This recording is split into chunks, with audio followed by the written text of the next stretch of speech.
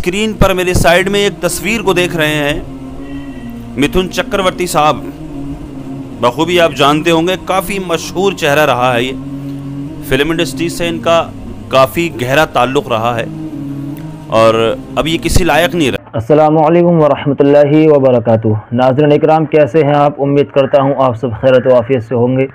मैं आज आपके सामने बहुत ही अहम और बहुत ही ज़रूरी ख़बर आपको सुनवाने वाला हूँ। इस खबर को आप मुकम्मल देख कर जाएँ और आखिर तक इस वीडियो में बने रहें। पूरी जानकारी के साथ इस खबर को आप देख कर जाएँ। मारूफ भाई ने इस खबर को लेकर बहुत ही बड़ा तबसरा किया है। इस खबर को सुनकर जाएँ और मारूफ भाई की चंद बातें भी ज़रूर सुनकर जाएँ। आइए इस वीडियो को शुरू करते हैं। जो आप अपने मोबाइल की स्क्रीन पर मेरे साइड में एक तस्वीर को देख रहे हैं, मिथुन चक्रवर्ती साहब, बखूबी आप जानते होंगे, काफ़ी मशहूर चेहरा रहा है। ये फिल्म इंडस्ट्री से इनका काफ़ी गहरा ताल्लुक़ रहा है और अब ये किसी लायक नहीं रहे। अब ये बुढ़े हो गए ना, तो किसी लायक नहीं रहे। अब इन्होंने बीजेपी ज्वाइन कर ली है। जो हिंदू मुसलमानों का सबका प्यार बटोर करके इन्होंने जो संपत्ति जमा की है, उस संपत्ति को बचाने के लिए अब इन्होंने बीजेपी ज्वाइन कर ली है। आपने इनकी मूवी ज़्यादातर इनकी फ्लॉप ही रही हैं, आप ये भी जानते होंगे। फ़ैन फॉलोइंग है इनकी काफ़ी, हिंदू मुसलमान सभी देखते थे इनकी मूवी, लेकिन ज़्यादातर तो इनकी मूवी फ्लॉप ही रहा करती थी। लेकिन आपने इनकी ज़बान से कभी भी ऐसी गलाज़त नहीं देखी होगी निकलती हुई, कभी भी इनकी ज़बान से इस तरह के जुमले नहीं सुने होंगे जो इन्होंने कहा हो कि साहब मेरी मूवी सिर्फ़ और सिर्फ हिंदू ही देखेंगे, मेरी मूवी कोई भी मुसलमान ना देखे। उस वक्त तो खूब जम के इन्होंने प्यार बटोरा उस हिंदू मुसलमान सिख ईसाई सबका, हिंदुस्तान भर से। लेकिन अब इस तरह की गलाज़त बकते नज़र आ रहे हैं, इस तरह मुसलमानों के खिलाफ जहर उगलते नज़र आ रहे हैं, इस तरह ये भौंकते नज़र आ रहे हैं, सिर्फ़ और सिर्फ अपनी संपत्ति को बचाने के लिए। हम सब समझते हैं अच्छे तरीके से, मिथुन चक्रवर्ती साहब, आप किसकी ज़बान बोल रहे हैं? ये कौन बोल रहा है? ये ज़बान आपकी है, ये बोल कोई दूसरा रहा है। बड़ा प्यार बटोरा आपने अभी तक, तो जब आप जवानी थी आप पर, आपने कभी नहीं कहा इस बात को कि साहब मेरी मूवी सिर्फ हिंदू देखें। आज आप किस तरह का जहर उगल रहे हैं? आपने कभी नहीं कहा कि मुसलमान मेरी कोई भी मूवी ना देखें, मुसलमान कभी भी नहीं कहा, लेकिन आज आप किस तरह की बात कर रहे हैं? मेरी आप लोगों से गुजारिश है, पहले आप इस वीडियो को देख लें, उसके बाद मैं चंद बातें और करूँगा। मेरी बात को मुकम्मल सुन करके जाएँ, मैं क्या कहने जा रहा हूँ इनके ताल्लुक़ से, मैं क्या जवाब मांगने जा रहा हूँ इनसे। पहले इस वीडियो को देख लें आप, शायद आपने ना देखी हो, उसके बाद में मेरी गुफ्तगू सुन करके जाएँ।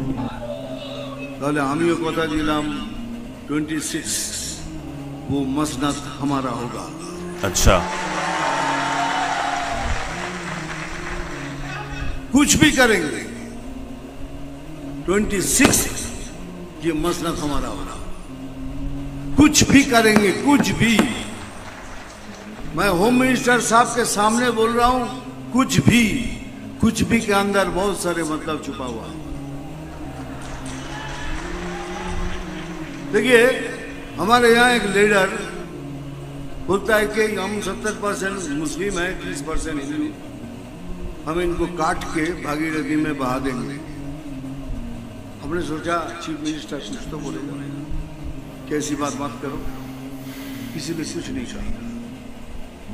लेकिन हम चीफ मिनिस्टर नहीं है, लेकिन हम तो बोलेंगे तुम काट के भागीरथी में फेंक दोगे, लेकिन एक दिन आएगा जब हम तुमको काट के भागीरथी में नहीं, तो भागीरथी हमारी माँ है, पुण्य माँ है, तुमको तुम्हारी जमीन के अंदर तुमको फेंकेंगे उधर।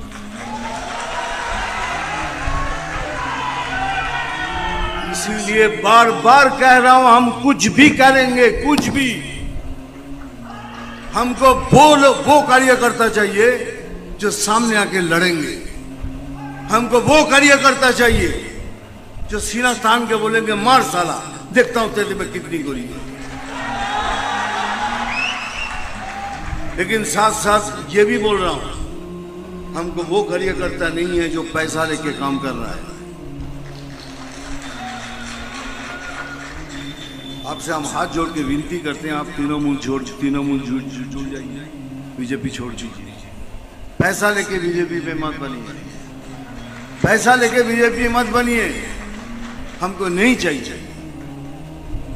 लेकिन आज मैं बहुत बड़ी बात बोल के जा रहा हूं आपके सामने, तो भाई लाख सुन लो, अगर आप हमारे झाड़ का एक फल तोड़ोगे तो हम आपके झाड़ का 4 फल तोड़ देंगे। यही बात है, यही सच्चाई है, नहीं तो हम कभी जीत नहीं पाएंगे। ये हमको मारेंगे।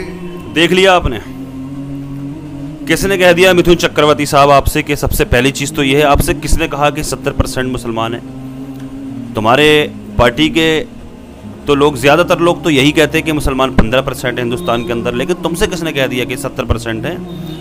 दूसरी चीज़ यह है कि मुसलमानों को दफन करोगे तुम, मुसलमानों का तुमसे एक नाखून नहीं कट सकता। ये उंगली दिखाई दे रही है, नाखून तो दिखाई देता होगा, सबसे पहले मेरा नाखून काटिए आप। हाँ, और औलादे भी होंगी आपकी। ये गरीबों को मत बर्बाद करो, गरीबों को मत पीसो, ये गरीबों को मत लड़वाओ आपस में, मत मरवाओ, मत कटवाओ गरीबों को। अपनी औलादों को क्यों नहीं भेजते हो मैदान में? भेजो, सबसे पहले मेरा नाखून काट करके दिखाओ। मुसलमानों को दफन करोगे ज़मीनों में तुम। कितना नीच और कितना गिरा हुआ इंसान निकला यार ये। पहले तो बहुत मजे लूटे, पहले तो कभी नहीं कहा इस बात को कि मेरी मूवी सिर्फ मुसलमान ना देखें, हिंदू देखें सिर्फ, पहले तो इस तरह की कभी भी बात ना कही। हम सब अच्छे तरीके से समझते हैं मिथुन चक्रवर्ती साहब, ये ज़बान आपकी है, लेकिन बोल कोई और दूसरा रहा है। किसकी ज़बान बोल रहे हैं आप? मुसलमानों को दफन करेंगे आप एक नाखून नहीं काट सकते किसी मुसलमान का। जाने कितने ऐसे आए जिन्होंने कसमें खाई थी मुसलमानों को तबाह बर्बाद करने की, मुसलमानों को ख़त्म करने की, लेकिन आज उनका नामो निशान नहीं रहा।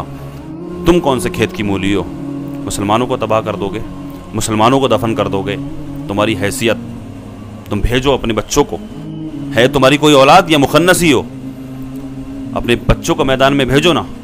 तुम और तुम्हारे जितने भी साथी, तुम्हारे कारकुन जितने भी बीजेपी के हैं, जो इस तरह की बात करते हैं, जो जहर उगलने का काम करते हैं, जो गरीबों को आपस में लड़वाने का काम करते हैं, इस देश को दंगाई बनाने का काम करते हैं, वो अपने बच्चों को क्यों नहीं भेजते? वो अपनी औलादों को क्यों नहीं भेजते?